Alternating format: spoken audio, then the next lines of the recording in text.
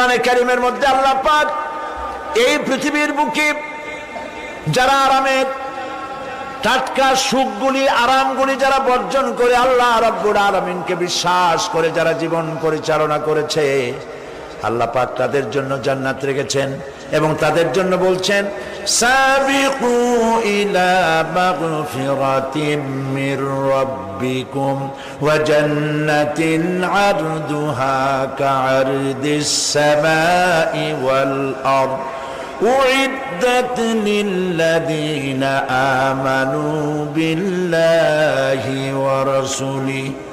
আল্লাহ পাক বলেন প্রতিযোগিতা করো আল্লাহর মাগফিরাত কামনার জন্য আর জান্নাতে যাওয়ার জন্য প্রতিযোগিতা করো, আল্লাহর রহমত পাওয়ার জন্য সৎ কাজের প্রতিযোগিতা করো, তাহলে আল্লাহ রাব্বুল আলামিন তোমাদেরকে ক্ষমা করবেন আর তোমাদের জন্য এমন জান্নাত দিবেন যেই জান্নাত আকাশের বিশালতার জমিনের বিশালতার মতো। এই বিরাট জান্নাত তোমাদেরকে দিবেন। এই জান্নাত চিরস্থায়ী সুখ এবং শান্তি জায়গা হবে। মাসালুল জান্নাতিল্লাতী উইদাল মুত্তাকুন ফিহা আনহারুম মিন মাইন গায়রি আসিনিন ওয়া আনহারুম মিন লাবানিন লাম ইয়াতাগায়্যার তা'আমুহু। আল্লাহ পাক বলছেন জান্নাত আল্লাহ পাক ওয়াদা করেছেন মুত্তাকীদের জন্য। আল্লাহ পাক জান্নাত দিবেন যে জান্নাতের ভেতরে রয়েছে মধুর প্রস্রবণ, রয়েছে দুধের প্রস্রবণ, রয়েছে সেখানে স্বচ্ছ পানীয় পানির প্রস্রবণ রয়েছে। এই সুন্দর জান্নাত ঝর্ণা ধারা আল্লাহ পাক সৃষ্টি করেছেন, বাগ বাগিচা দিয়ে ভরে রেখেছেন জান্নাত।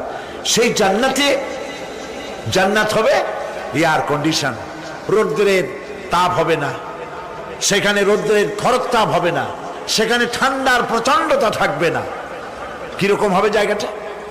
আল্লাহ পাক বলছেন মুত্তাকিনা আলাল আরাইকি লা ইয়ারাউনা ফিহা শামসান ওয়ালা জামহারিরা ওয়াদানিয়াতান আলাইহিম যিলালুহা ওয়া যুল্লিলাত কুতুফুহা তাযলিলা।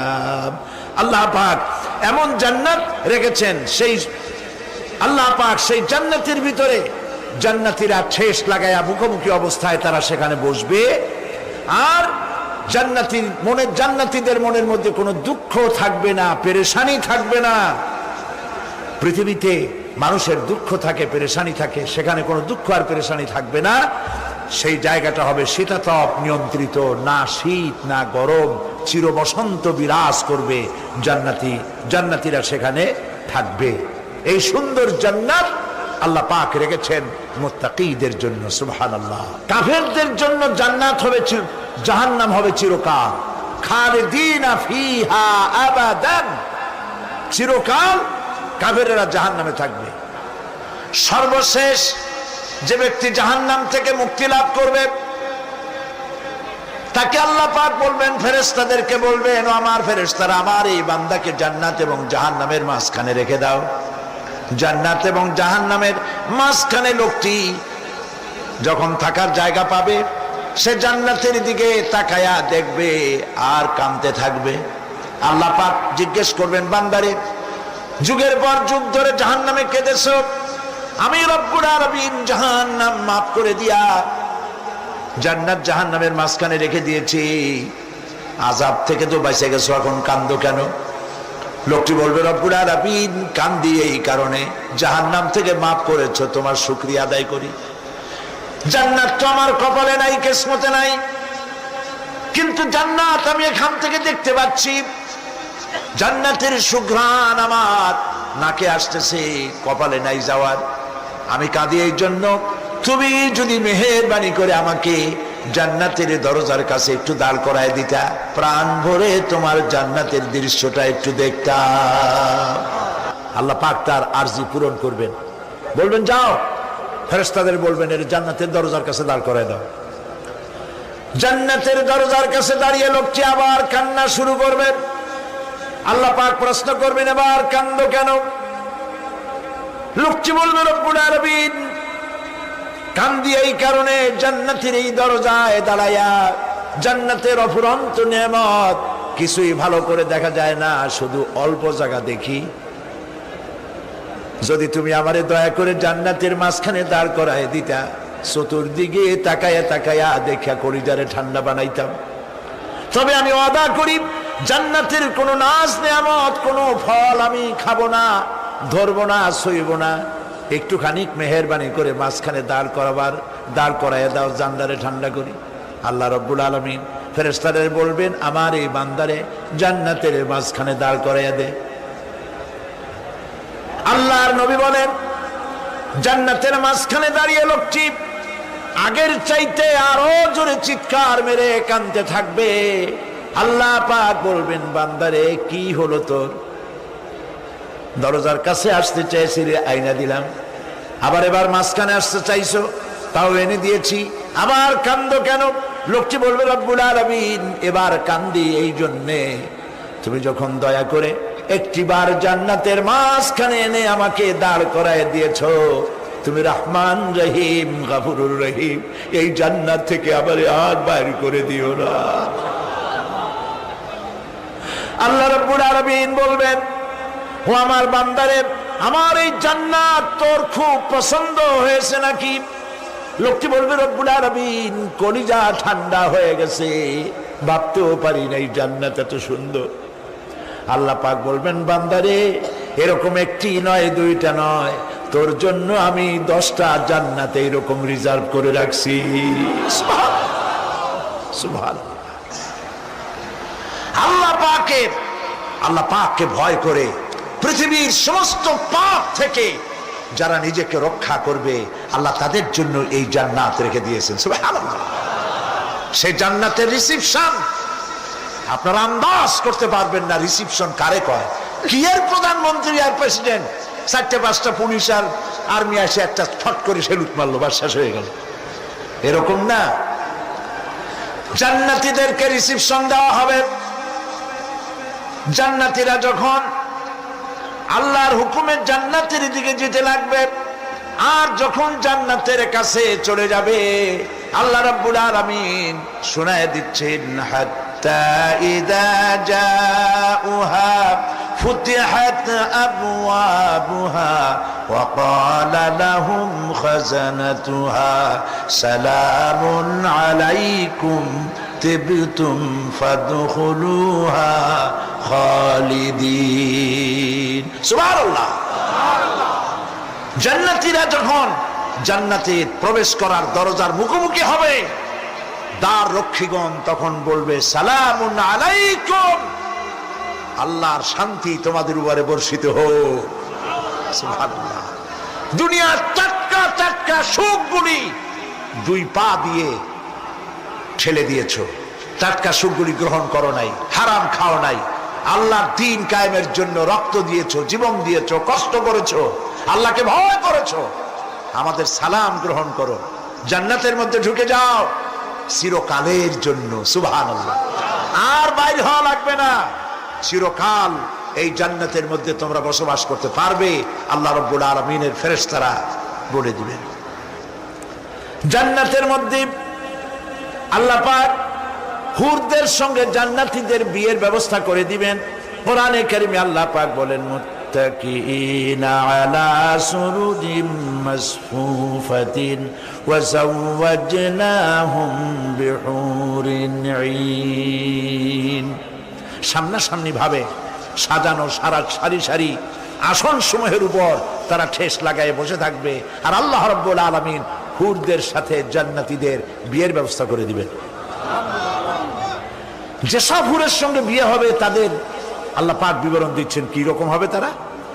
লাম ইয়াতমিসহুন্না ইনসুন ওয়ালা জান, এর পূর্বে জিন এবং ইনসান এদেরকে কেউ স্পর্শ করে নাই।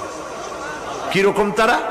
কাআন্নাহুন্নাল ইয়াকুতু ওয়াল মারজান, যেমন ঝিনুকের ভিতরে মণিমুক্তা থাকে এইভাবে আল্লাহ পাক তাদেরকে পবিত্র করে রেখে দিয়েছেন।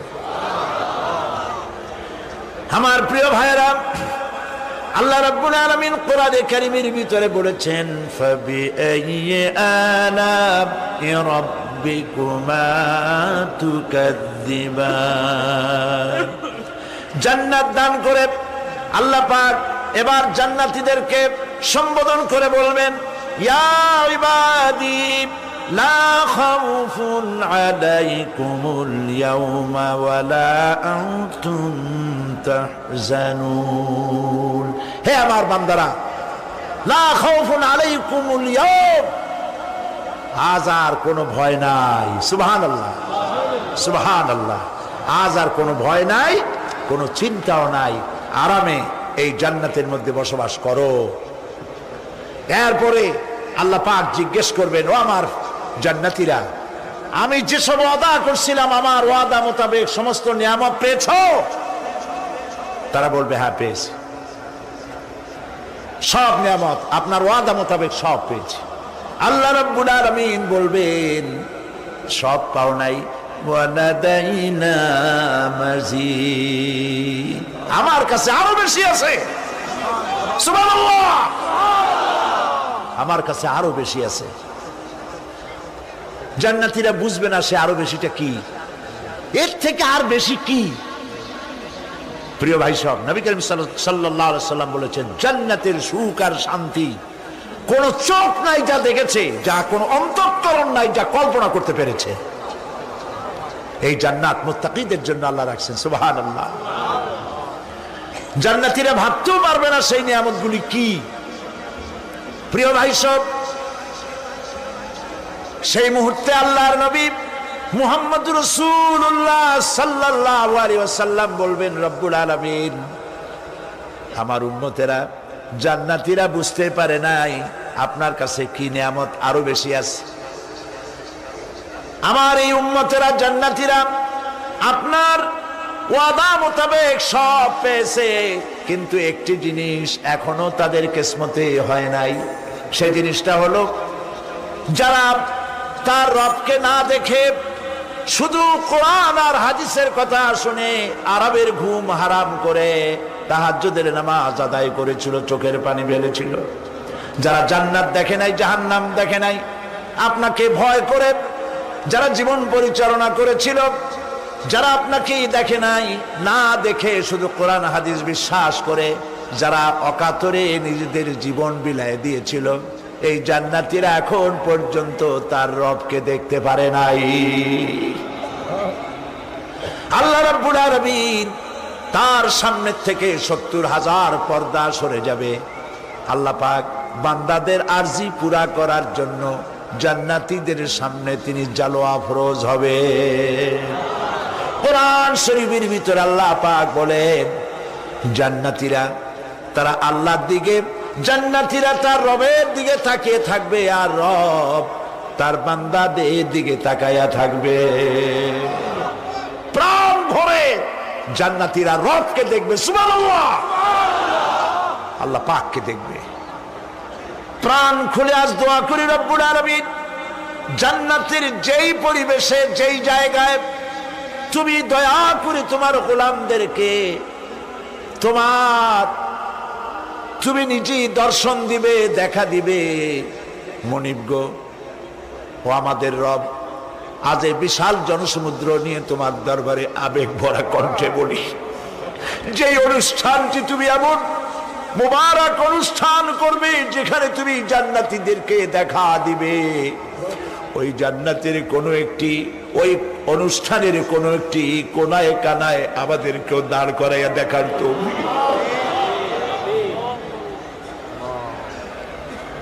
প্রিয় ভাই সব, আল্লাহ রাব্বুল আলামিন মানুষের সামনে এত সব নিয়ামত রেখেছেন, এই জান্নাত দান করবেন। এরপরে আল্লাহ রাব্বুল আলামিন কোরআনে কারীমের মধ্যে বলেছেন, রব্বিস সামাওয়াতি ওয়াল আরদি ওয়া মা বাইনাহুমার রাহমানি লা ইয়ামলিকুনা মিনহু খিতাবা। এসব পুরস্কার রয়েছে তোমাদের সেই রবের পক্ষ থেকে যিনি আকাশ আর জমিনের মালিক। সুবহানাল্লাহ বলবেন না? যার সামনে কথা বলার ক্ষমতা কারো হবে না, এটি একটি মারাত্মক কথা। কিয়ামতের দিন আল্লাহর দরবারে কেউ কথা বলতে পারবে না আল্লাহর নির্দেশ ছাড়া। একটি আকীদা পরিষ্কার করে নিয়ে যান আপনাদের, সে আকীদাটা এভাবে পরিষ্কার করুন, কোন পীর সাহেব, কোন খাজা বাবা, কোন মাওলানা, কোন মুহাদ্দিস, কোন বুজুর্গ আপনাকে সুপারিশ করতে পারবে না যদি না আল্লাহ পাক তাকে কথা বলার তৌফিক না দেন। মনে থাকবে এটা। আয়াতুল কুরসির ভিতরে আমরা পড়ি, মান যাল্লাযী ইয়াশফাউ ইনদাহু ইল্লা বিইযনিহি। আল্লাহ পাক বলেছেন কিয়ামতের দিন আল্লাহর দরবারে কার সাহস আছে কথা বলতে পারে? মান যাল্লাযী ইয়াশফাউ ইনদাহু ইল্লা বিইযনিহি। আল্লাহর অর্ডার ছাড়া, হুকুম ছাড়া আল্লাহর সামনে কথা বলার সেদিন কেউ থাকবে না। সুবহানাল্লাহ। কেউ কথা বলতে পারবে না। সুপারিশ করতে হবে আল্লাহ যারে বলেন তুমি করো, অমুকের জন্য করো, সেই ব্যক্তি শুধু তার জন্যই করতে পারবে, আর কেউ কথা বলতে পারবে না। সেই কঠিন হাসরের ময়দান, যেদিন শুধুমাত্র আল্লাহ পাক কথা বলবেন, আর যারে বলতে বলবেন সেই কেবলমাত্র বলতে পারবে। সুপারিশ এটি আল্লাহ পাক কিয়ামতে পারমিশন দিলে বলা যাবে।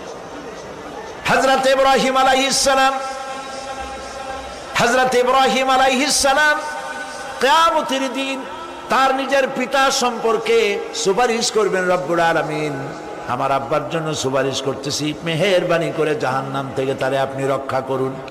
আল্লাহ রব্বুল আলামিন বলবেন, ইব্রাহিম তোমার সুপারিশ মঞ্জুর হবে না। প্রিয় ভাই সব, একটু মাথা খাটান, চিন্তা করেন। উলুল আযম পয়গম্বর, জাতির পিতা। কে জাতির পিতা? চিল্লায় বলুন, কলিজা সাফ করে ফেলুন। মুসলমানদের জাতির পিতা হাফিজ হাবি কেউ হতে পারে না।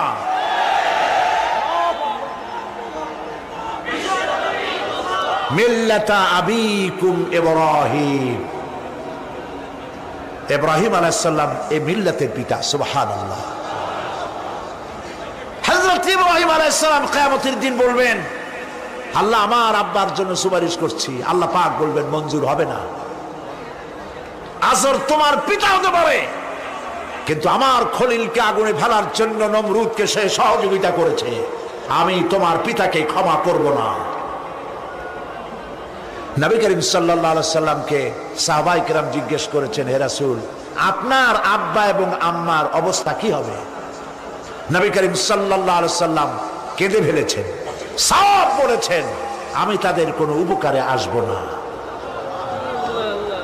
আল্লাহু আকবার। আপনি মনে করছেন নাকি যে ইয়া নবী সালাম আলাইকা বলি অমনি নবী সুপারিশ পাবেন?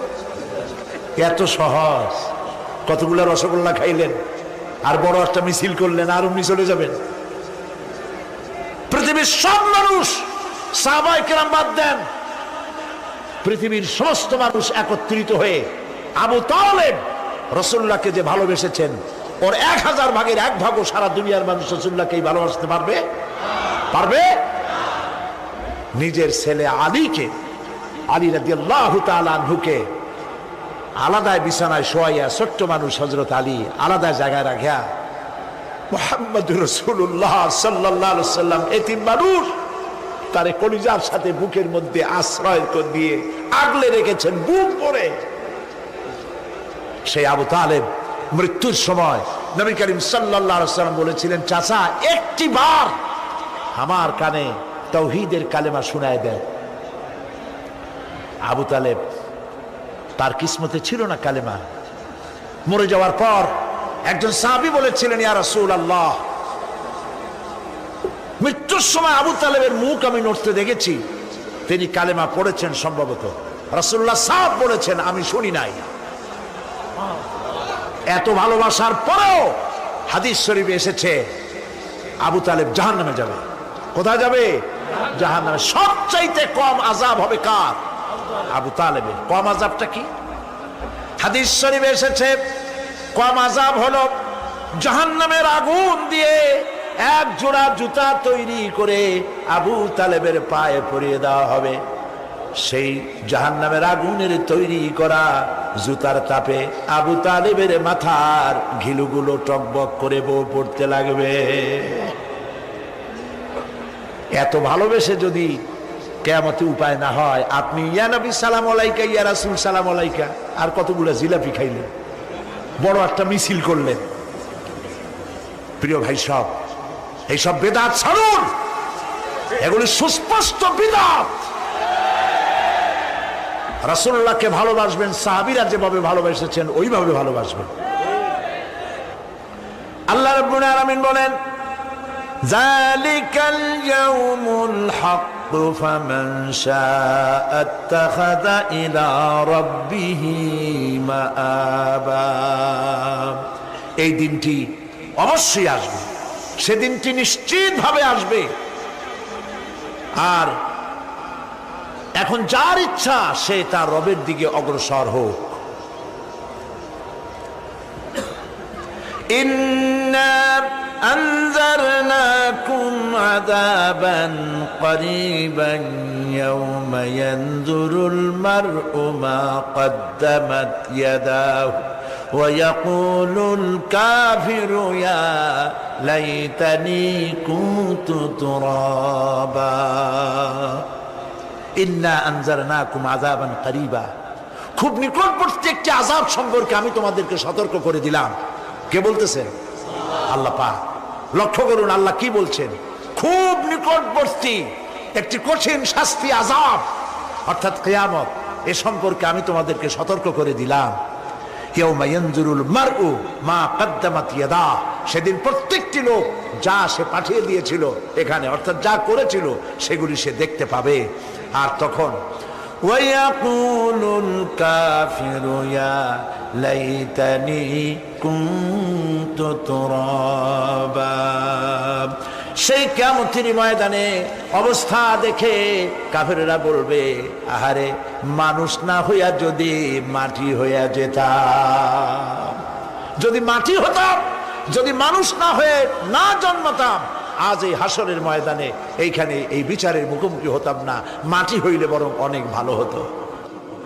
এই পৃথিবীতে আমরা এসেছি, চলে যাব, যাওয়ার আগে এই কোরআন একটি বিশাল জনগোষ্ঠী এমন বানাতে চেয়েছে যে জনগোষ্ঠী এই কোরআন দিয়ে একটি বিশাল সমাজ গড়বে, রাষ্ট্র গড়বে, এমন রাষ্ট্র গড়বে যেই রাষ্ট্রে দুঃখ থাকবে না, অশান্তি থাকবে না, যেখানে সুখ থাকবে, সমৃদ্ধি থাকবে, আর কিয়ামতের দিন আল্লাহর জান্নাতে তারা চলে যাবে। তেমন একটি সমাজকে আমরা চাই। সবাই বলেন সেরকম একটি সমাজকে আমরা চাই। প্রিয় ভাই সব, কিয়ামতের দিন আমরা যেতে চাই জান্নাতে। কোথায় যেতে চাই বলেন? জোরে বলেন। এই জান্নাতে যাওয়ার জন্যে, এই জান্নাতে যাওয়ার জন্য দুইটা কাজ করতে হবে। কয়টা কাজ? আল্লাহ রাব্বুল আলামিন বলেন, ফামান কানা ইয়ারজু লিকাআ রাব্বিহি ফালইয়ামাল আমালান সালিহান ওয়া লা ইউশরিক বিইবাদাতি রাব্বিহি আহাদা। আল্লাহ পাক বলেন, যে বাজারা আমার সঙ্গে দেখা করতে চায় কিয়ামতে, দুইটা কাজ করা লাগবে। বলেন কয়টা কাজ? একটা হলো নেক আমল। কি আমল বলেন? নেক আমল। নেক আমল কারে বলে? নেক আমল করতে হলে আবার দুইটা শর্ত লাগে। এক নম্বরে কাজটা করতে হবে আল্লাহরে খুশি করার জন্যে। কারে খুশি করার জন্য? একটা মাদ্রাসা বানাইছি যাতে লোকেরা বলে যে বড় একটা মাদ্রাসা বানাইছে, এই জন্য মাদ্রাসা বানাবেন, মসজিদ বানাবেন, হসপিটাল বানাবেন, যা কিছু করেন নিয়ত হবে আল্লাহকে খুশি করা। নিয়ত হবে কারে খুশি করা? আল্লাহ পাককে খুশি করা। এই হলো নেক আমলের প্রথম শর্ত, কাজ হবে আল্লাহকে খুশি করার জন্য। দুই নম্বরে কাজটি হতে হবে সুন্নতে নববী সাল্লাল্লাহু আলাইহি ওয়াসাল্লামের উপরে। মনে থাকবে, দাড়ি রাখবো, কেন রাখবো? রসুলের সুন্নাত। রাখবো কারে খুশি করার জন্য? আল্লাহ খুশি করার জন্য। রাখবো কার মতো? রবীন্দ্রনাথের মতো, কার্ল মার্কসের মতো, কবির মতো নয়। রাখতে হবে কার মতো? নবীর মতো। বুঝে নেন, কাজটা হতে হবে আল্লাহকে খুশি করার জন্য। 2 নম্বরে কাজটা হতে হবে সুন্নতে নববী সাল্লাল্লাহু আলাইহি ওয়াসাল্লামের উপরে হতে হবে। তাহলে এই হলো 1 নম্বর। জান্নাতে যাওয়ার জন্য, আল্লাহর সাথে দেখা করার জন্য 1 নম্বরের কাজ হলো নেক আমল। বলেন 1 নম্বরের কাজ কি? 2 নম্বরের কাজ ওয়ালা ইউশরিক বিইবাদাতি রাব্বিহি আহাদা। আল্লাহ রাব্বুল আলামিনের ইবাদতের সাথে কাউকে শরীক স্থাপন করা যাবে না। আমরা যারা মুসলমান, অধিকাংশ মুসলমান শিরকের ভিতরে মুবতালা হয়ে আছে। বিশ্বাস করেন কিনা বলেন? কাফেরেরা তো মুশরিক আছেই, ওরা তো মুশরিক আছেই, কিন্তু আমরা মুসলমানেরা আমাদের আমলের মধ্যে, আমাদের অজান্তে সবের নিয়তে অনেক শিরক আমরা করে বসি। নাউজুবিল্লাহ। বলেন নাউজুবিল্লাহ। এই জন্য আমি বারবার সতর্ক করি, নিজেকেও করি, আপনাদেরকেও করি। এই কারণে করি, শিরকের গুনাহ আল্লাহ মাফ করবেন না। ইন্না শিরকা লাযুলমুন আযীম। শিরক মস্ত বড় অপরাধ, জুলম, আল্লাহ মাফ করবেন না। আল্লাহর কাছে কান্দে কান্দে মাফ চাওয়া লাগবে যে আল্লাহ শিরক থেকে আমাকে রক্ষা করো, বাঁচাও। অনেক গোপন শিরক আছে। মাজারে যান, পীর সাহেবের কাছে যান, মনে যদি নিয়ত থাকে উনি ফু দিলে আমি ভালো হবই, উনি তাবিজ দিলে আমার বাচ্চা হবেই, উনি আমারে দয়া করলেই আমার ব্যবসায় উন্নতি হবেই, এইটার নাম শিরক। এটার নাম কি? ওয়াইজা সাআলতা ফাসআলিল্লাহ ওয়াইজা ইসতাআনতা ফাসতাইন বিল্লাহ। যা বলার আল্লাহরে বলো, আর যা চাওয়ার কার কাছে চাও? চিল্লায় বলেন। কলিজাটাকে পরিষ্কার করে যান আজকের মাহফিলে। এই কলিজায় কারো প্রতি কোনো ভয় রাখবো না আল্লাহ ছাড়া। ভয় করবো কারে বলেন? মহব্বত আল্লাহ ছাড়া, এত বেশি মহব্বত আর কাউকে করব না। আল্লাহ তাআলা আমাদের কলিজায় তোমার ভয় এবং মহব্বত দিয়ে ভরে দাও। রাসূলের মহব্বত দিয়ে আমাদের দিলকে ভরে দাও। বিশ্বাস করুন ভাই সাহেব, কোরআন শরীফ আমার সামনে, বিশ্বাস করুন, দেশি পীর বিদেশি পীর, খাজা বাবা দেশি এবং বিদেশি, কেউ আপনার ভাগ্য বদলাই দিতে পারবে না। এই পিছনে দৌড়ায় দৌড়ায় কোনো লাভ নয়। এতক্ষণ মসজিদের ভেতরে বসে আল্লাহর কাছে কাঁদেন।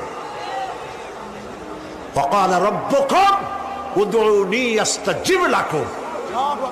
তোমার রব বলেছে আমারে ডাকো, আমি ডাকের সাড়া দিয়ে দেব। সুবহানাল্লাহ। আর আল্লাহ বলেছেন আমার ইবাদতের সাথে কাউকে শরীক করবে না। খবরদার। আলাইসাল্লাহু বিকাফিন আবদা। আল্লাহ প্রশ্ন করছেন, আলাইসাল্লাহু বিকাফিন আবদা, আমি কি আমার বান্দার জন্য যথেষ্ট নই? চিল্লায় বলুন অবশ্যই যথেষ্ট। আবার বলেন অবশ্যই যথেষ্ট। কলিজা সাফ করে ফেলেন। সম্রাট শাহজাহান, দিল্লির সম্রাট, হাবিজাবি সম্রাট না, দিল্লির সম্রাট। এখন কোথায়? কবরের মধ্যে। কবি বলতেছেন, শাহনে জাহাं को जिन्हें फक्र से देते थे बाज, शाहने जहां को जिन्हें फक्र से देते थे बाज, वाज कब्र में है सूरह अलहम्दु की मोहताज। সারা ভারতবর্ষ যারা ট্যাক্স দিয়ে নিজেকে সৌভাগ্যবান বলে মনে করত, সে আজ কবরের মধ্যে ভিক্ষুকের মতো সূরা আলহামদুর মতো একটি সূরার মুহতাজ হয়ে ভিক্ষুকের মতো শুয়ে আছে। সম্রাট শাহজাহান মসজিদে বসে আছেন, এক ফকির ঘুরতেছে। লোকেরা কয় ছোটবেলা থেকেই তোমার খয়রাত করতে দেখলাম, ভিক্ষা কি জীবনেও যাবে না তোমার? লোকটি বলছে, আমি ভিক্ষা করবো ছাড়া আমার উপায়টা কি? এই লোকটি আমি ভিক্ষা করা ছাড়া করবো কি? লোকেরা তো আমার 60 টাকা 50 টাকা 100 টাকা দেয় না, 4 আনা 5 আনা 1 টাকা এই আমার দেয়, এ দিয়ে আমি বড় লোক হবো কেমন? লোকটি বলছে আচ্ছা দেখো তুমি তো জায়গা মতো যাইতে পারো নাই, বাদশার কাছে যাও, এমন দেওয়া দেবে জীবনে আর খয়রাত করা লাগবে না। তো বাদশার কাছে কি খয়রাতি যাইতে পারে কোনোদিন? কয় হ্যাঁ এখন পারবা। কেমনে? কয় সম্রাট শাহজাহান এখন একা একা মসজিদে আছেন। তখনকার এসব বাদশারা অনেকে নামাজি ছিলেন, দিনদার ছিলেন। ফকির দরজার কাছে দাঁড়াইয়া দেখতে পাচ্ছে কেউ নাই, দেহরক্ষীরা দূরে দূরে দাঁড়ানো। বাদশাহ মসজিদের ভেতরে বসে হাত তুলে ঝুলতেছে আর কাঁদতেছে, চোখের পানি দিয়া দাঁড়িয়ে ভিজে ভিজে পড়ছে। এই দৃশ্য অনেকক্ষণ দেখলো ফকির। কিছুক্ষণ পর সম্রাট শাহজাহান মসজিদ থেকে বেরিয়ে আসছে। ফকির বলছে আসসালামু আলাইকুম হুজুর। তিনি বললেন ওয়ালাইকুম আসসালাম, চলে গেল। বাদশা বলল আমার কাছে তো কেউ আসিয়া কিছু না চাইয়া তো যায় না, এরে দেখলাম খয়রাতির মতো কিছু চাইলো না, বেটা ভয় করলো নাকি? হ্যাঁ মেয়ে এদিকে আসো। আসছে। ভয় পাইছো? কয় না ভয় পাইনি। তো কিছু যে চাইলে না?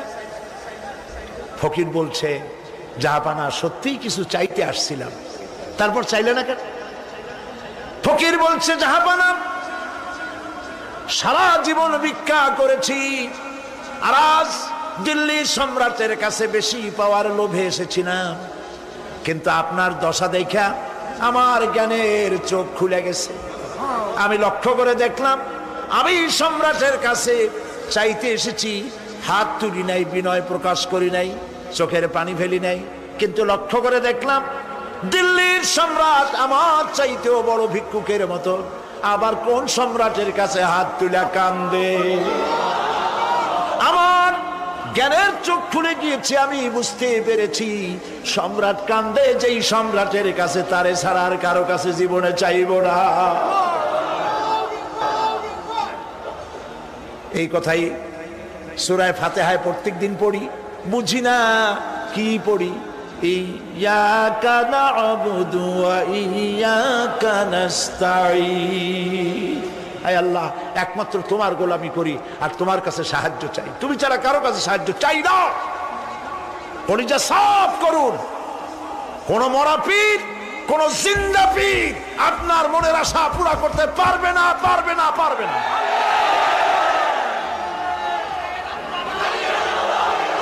আর আজ থেকে কোন মাজারে টাকা দিবেন না, পয়সা দিবেন না, আগরবাতি দিবেন না, মোমবাতি দিবেন না, গোলাপ পানি দিবেন না। কারা কারা দিবেন না হাত উঁচু করে দেখা। সুবহানাল্লাহ, আলহামদুলিল্লাহ, লা ইলাহা ইল্লাল্লাহ। সুবহানাল্লাহ, আলহামদুলিল্লাহ, লা ইলাহা ইল্লাল্লাহ। সুবহানাল্লাহ,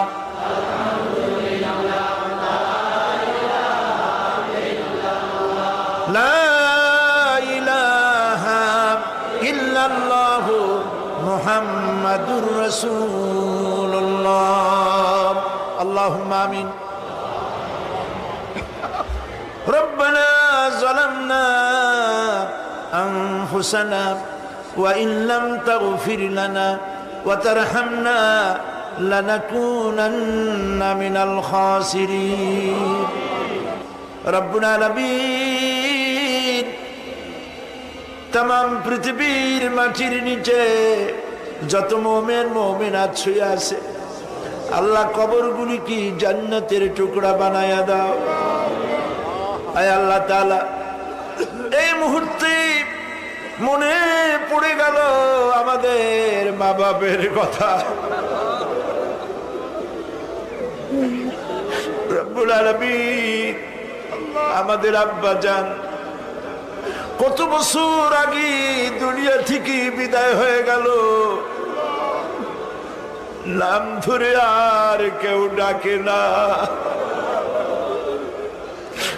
কত কষ্ট করেছে, ধান বিক্রি করে, সুপারি বিক্রি করে, নিজের পেটে না দিয়া নিজের ভালো জামা না বানাইয়া আমাদের লেখাপড়া শিখাইছে, বাড়িঘর বানালো।